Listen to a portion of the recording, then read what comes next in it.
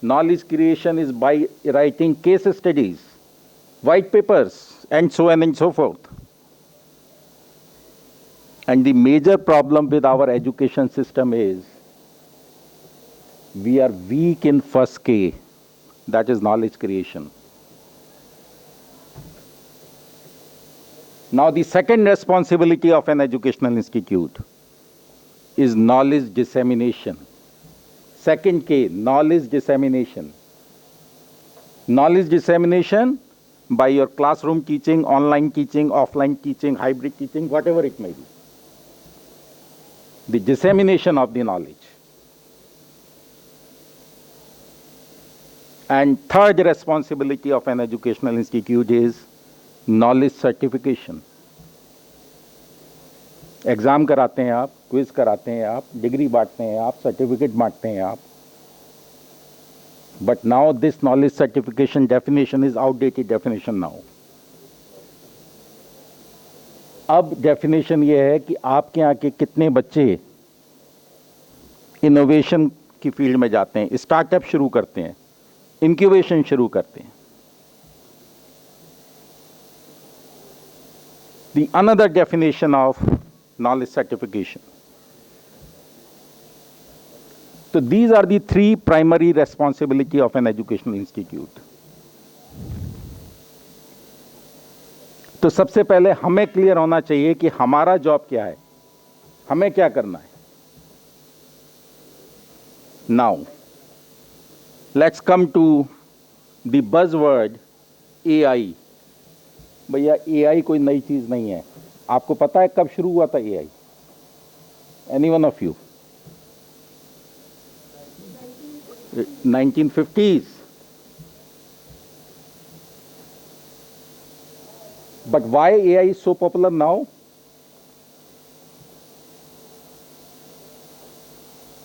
उसके देखिए तीन रीजन हैं. It's a old technique, old technology, but it's popular now. The simple reason is now we have availability of data. Data means, let me give you a layman example. पहले आप school में attendance लेते थे, college में attendance लेते थे, तो attendance register चलता था और अलमारी में रजिस्टर भरे हुए हैं. अब क्या है? ऑनलाइन अटेंडेंस सिस्टम, यानी कि डेटा को आपने एक जगह स्टोर कर दिया. इवन एग्जामिनेशन कॉपीज, अभी सीबीएसई का आया कि साहब वो डिजिटल फॉर्मेट में उन्होंने कॉपी को इवेल्युएट कराया. Now digital data is available. Earlier data was available but it was not in digital format. Second, now storage capacity is available. अब आप क्लाउड का नाम सुनते हैं. What is the meaning of cloud? हाँ, storage. नहीं, cloud word क्यों आया? स्टोरेज. देखिए पहले क्या होता था कि आप यहाँ पे कंप्यूटर कोर्स चलाते हैं, हम एक आईटी का इंस्टीट्यूट चलाते हैं, हम पहले अपने यहाँ सर्वर लगाते थे डेटा को स्टोर करने के लिए, जो डेटा को सर्व करता था, प्रोवाइड करता था. अब हमारे यहाँ कोई सर्वर नहीं है. Server is at remote location. हमें भी नहीं मालूम वो सर्वर कहाँ है. हो सकता है यूएस में हो सकता है ऑस्ट्रेलिया में हो सकता है चाइना में हो सकता है इंडिया में भी हो. तो डेटा स्टोरेज हमारा एक रिमोट लोकेशन पे है. स्टोरेज कैपेसिटी हमारी बढ़ गई, डेटा को स्टोर करने की पावर बढ़ गई.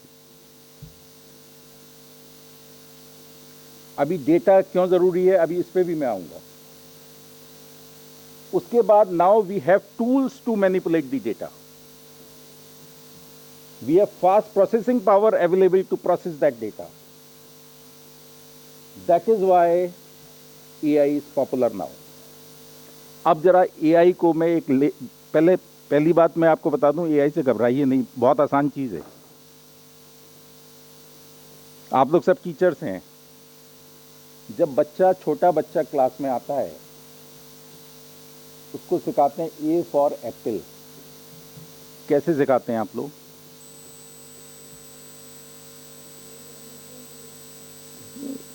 एक तरीके से नहीं सिखाते. पहले घर पे माँ ने कहा बेटा ये this is A for Apple, Apple is good for health. पिताजी मार्केट में लेके गए बच्चे को तो ठेले पे दिखाया, बेटा ये सेब है। दुकान वाले से कहा 1 किलो सेब देना, बच्चे के सामने बोला, बच्चा देख रहा है सेब। वहाँ 3 तरह के सेब रखे हैं, वो तीनों तरह के सेब दिखा रहा है पिताजी। ये हरा सेब है, ये कश्मीर का सेब है, ये हिमाचल का सेब है, ये छोटा सेब है, ये बड़ा सेब है, ये वैरायटी देख रहा है। उसके बाद जब बच्चा स्कूल गया तो टीचर ने बोर्ड पे बनाया ए फॉर एप्पल। फिर आर्ट टीचर आई, उसने कहा बेटा इसमें रंग रेड कलर भरिए, एप्पल इज रेड। क्या मतलब, क्या निकला इसका?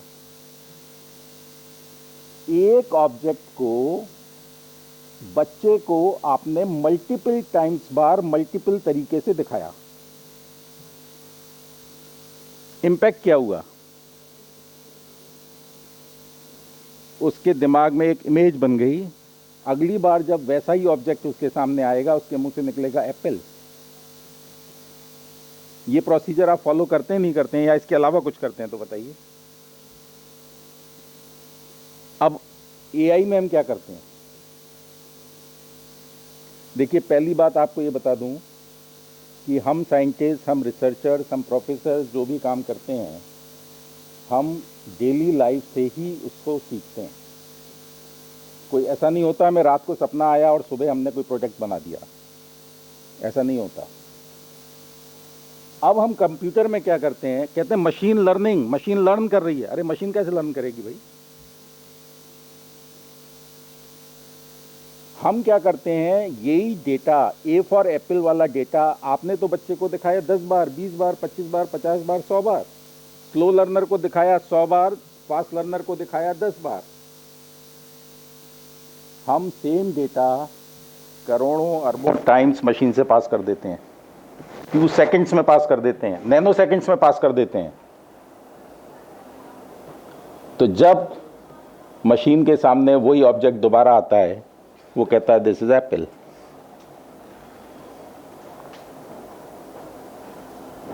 अब वो डेटा इतना ह्यूज डेटा, इसीलिए बोलते हैं बिग डेटा।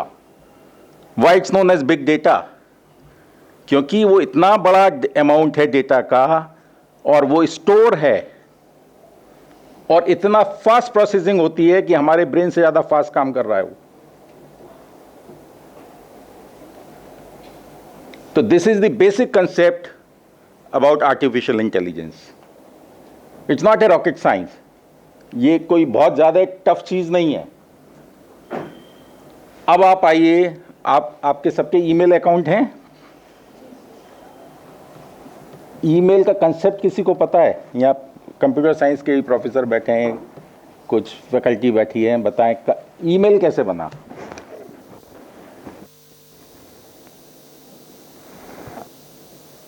मेल, चिट्ठी, आपने सबने सुना है, आज भी पोस्ट ऑफिस से आती है, जाती है, कोरियर से आती है, जाती है। अब उसके आगे हमने क्या वर्ड ऐड कर दिया? ई। कुछ नहीं किया हमने क्या किया कि जो सिस्टम पोस्ट ऑफिस में चल रहा है उसको इलेक्ट्रॉनिक फॉर्म में कन्वर्ट करना है, दैट्स ऑल। अब पोस्ट ऑफिस में क्या चल रहा है? तो सबसे पहले हमने क्या किया, साइंटिस्ट ने क्या किया, रिसर्चर्स ने क्या किया कि भाई पोस्ट ऑफिस गए और बोले पोस्ट मास्टर साहब आप चिट्ठी कैसे भेजते हो, कैसे आती है, जरा ये हमें समझाइए। अब उनका सिस्टम चल रहा है, लेकिन कुछ उनके पास लिखित में नहीं था कि कैसे चिट्ठी आती है, कैसे चिट्ठी जाती है। अब कंप्यूटर वाले को, आईटी वाले को क्या चाहिए? लॉजिक। उसको ये पता करना है कि चिट्ठी कैसे आती है, कैसे जाती है। अब देखिए, अब आप अगर ईमेल का कंसेप्ट समझेंगे तो आप कहेंगे ये तो कुछ भी नहीं है,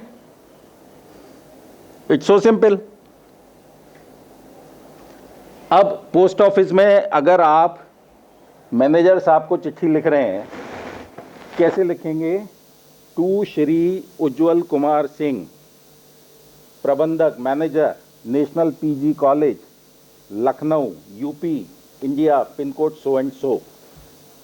यही लिखते हैं। लॉजिक है इसमें कि नहीं है? कोई पता है? इज देयर एनी लॉजिक और नॉट?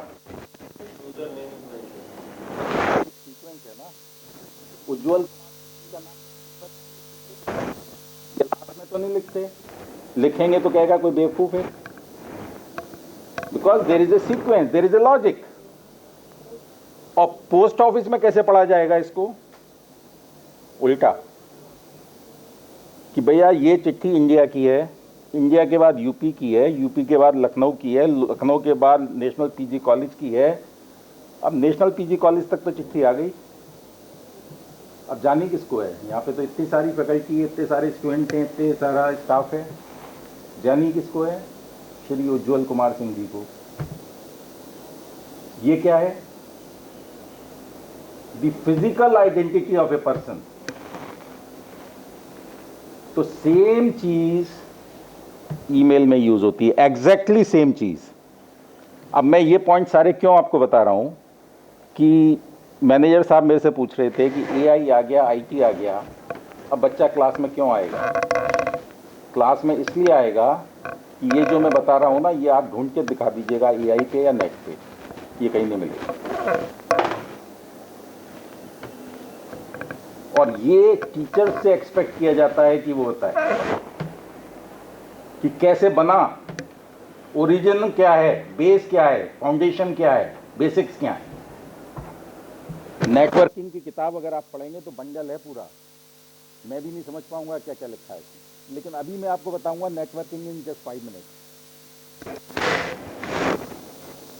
तो देखिए, जो सबसे पहला आपने सबने नाम सुना होगा, नेटवर्किंग में यूज होता है पॉप। क्या बोलते हैं उसको? पॉप की फुल फॉर्म? Post office. हाँ, ये कोई बोला पीछे से, पोस्ट ऑफिस प्रोटोकॉल। कभी सोचा इसे पोस्ट ऑफिस प्रोटोकॉल क्यों कहते हैं? इसका मतलब क्या है?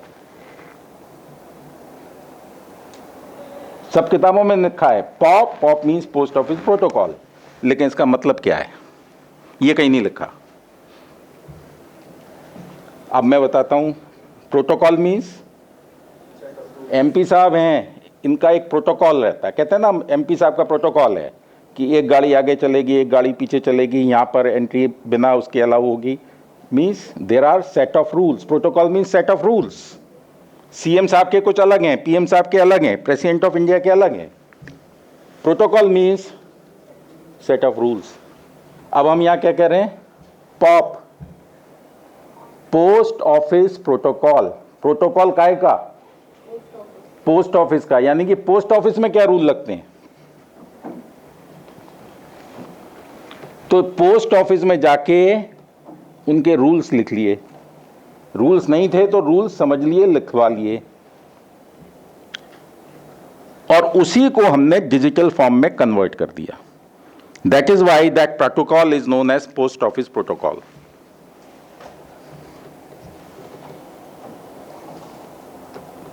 अब इसी तरह कहते हैं ना आईपी एड्रेस बताओ। मेल का, हर एक मेल का आईपी एड्रेस है, मैक एड्रेस है। IP address is known as logical address. तो जो चिट्ठी में लिखा मैंने आपको बताया, एक हो गया लॉजिकल। लॉजिक से वो चिट्ठी नेशनल पीजी कॉलेज तक आ सकती है, उसके बाद लॉजिक नहीं चलता। उसके बाद क्या चाहिए आपको? Physical address, physical identity of the person, that is known as MAC address.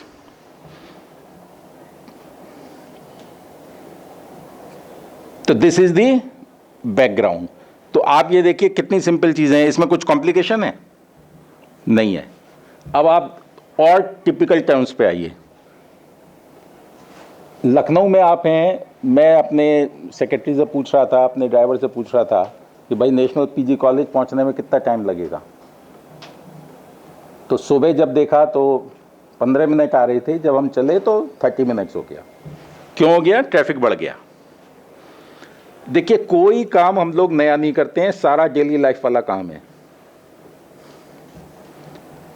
जो टर्म यूज करते हैं band width, band width is just like width of A road.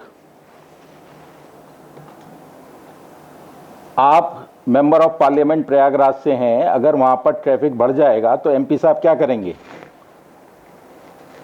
पहला काम तो ये करेंगे कि रोड की चौड़ाई बढ़वा देंगे, कि रोड चौड़ी करो भाई, ट्रैफिक बहुत है। रोड चौड़ी करना मीन्स आप बैंडविड्थ नेट की बढ़ा रहे हैं। अगर नेट पे ट्रैफिक ज्यादा है तो आप क्या करेंगे, बैंडविड्थ बढ़ा देंगे, यानी कि रोड की चौड़ाई बढ़ा देंगे। जिस पे व्हीकल चल रहे हैं, किस पे चल रहे हैं, रोड पे। आपका डेटा किस पे चल रहा है, रोड पे। रोड क्या है, बैंडविड्थ। तो आप क्या करिए, बैंडविड्थ को बढ़ा दीजिए, फास्ट। लेकिन कितनी बढ़ाएंगे, अब हजरतगंज में बढ़ानी है, उसके बाद तो दुकानें गिरानी पड़ेंगी, दुकानें भी गिरा देंगे, फिर कुछ और गिराना पड़ेगा, देयर इज लिमिट। फिर क्या करते हैं, ट्रैफिक पुलिस क्या करेगी,